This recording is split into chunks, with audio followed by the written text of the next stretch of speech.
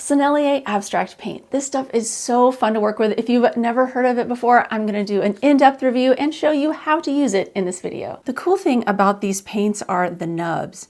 You get a lot of different nubs in the package, and I've actually had some more than this when I started out, but the thing is that if you use the paint and you don't have some water right here next to it to put them in afterward, if you just leave them sitting out, it will dry up inside of here in the tip. And that's no good. Once it dries in the tip, it's so hard to get it out, especially of some of the ones that have smaller areas. So that's one of the things that I've learned as a part of the review. If you want to make these nibs last, just when you're done using them, if you're still going to keep painting, put them in some water to let them soak before you clean them out. I'd also wear some gloves because since you are squeezing this out of the paint packets, sometimes it can get on your hands. So I have a painting here that I've made a base layer on. I haven't used these in a while, so they might be kind of dried up a little bit. We'll see. So basically what you do, now that you have your nib on there, you can see I've used this packet quite a bit. There's not tons of paint left in it. I love this color. But what you do is you just squeeze it on here. So you can do lots of cool different effects with this. You can put it as a side ribbon like I did there. You can do more straight areas. Once you have it on there, you can also get your palette knife and spread some of it out in interesting ways. But the cool thing about this paint is that when you have this ribbon-like effect and it is sticking up off the canvas this much, it will stay that way when it dries. Now let's try another one with a different nib. This one is a round nib, so it's going to make more of a round mark.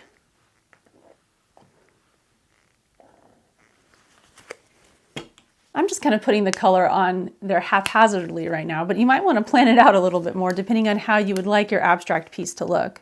This is a smaller round nib. It's kind of harder to get this to squeeze out. It's probably because my paint is kind of dry near the tip. But you can kind of get the idea. And let's try one more. This one is a little more square.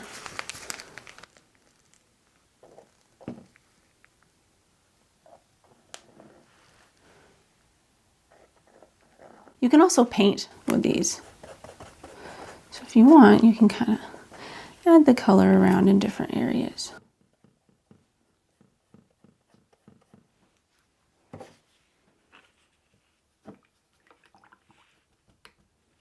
One tip I want to show you about cleaning, if you've got an old brush that you're not using anymore that's got a really thin tip, once you've had these in the water and you want to clean them out, you can push the paint through with this brush. And this will help get it cleaned out. Obviously you can see that there's a lot of paint in here still, and this is why it's good that I'm wearing gloves when I'm showing you this part. So I'm not getting the paint all over my hands. But what you'll want to do is just take this in your kitchen sink and run it under a whole lot of water, and then use one of these old brushes to kind of jab through there to help push the paint through. And you can get it cleaned out that way.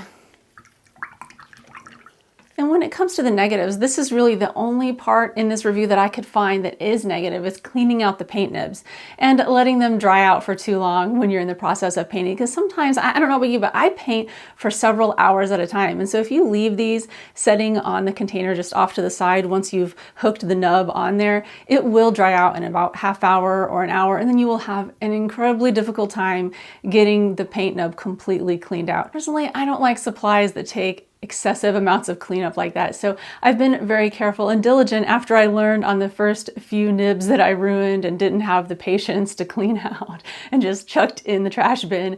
After that, I learned my lesson, and now I always soak them in water like I showed you while I'm painting, so that way they won't dry up and they'll be a lot easier to clean. That said, I love the Sennelier abstract paint. It's so fun to play around with. And like you can see, you can do lots of cool different textures. I've made some really fun paintings with it over the years. Some things things that look like abstract flowers, lots of texture. And they're affordable when it comes to professional acrylic paint. So overall, I'm really glad I purchased them. And next, you might like to know a way to save some money on your soft body acrylic paint. I've made an entire video here you can watch about Nova Color paint. It's going to save you so much money. It's 1/3 the price of Liquitex soft body acrylics, and it is just as good. So yeah, watch this video, check it out. Thank you so much for watching. See you next time.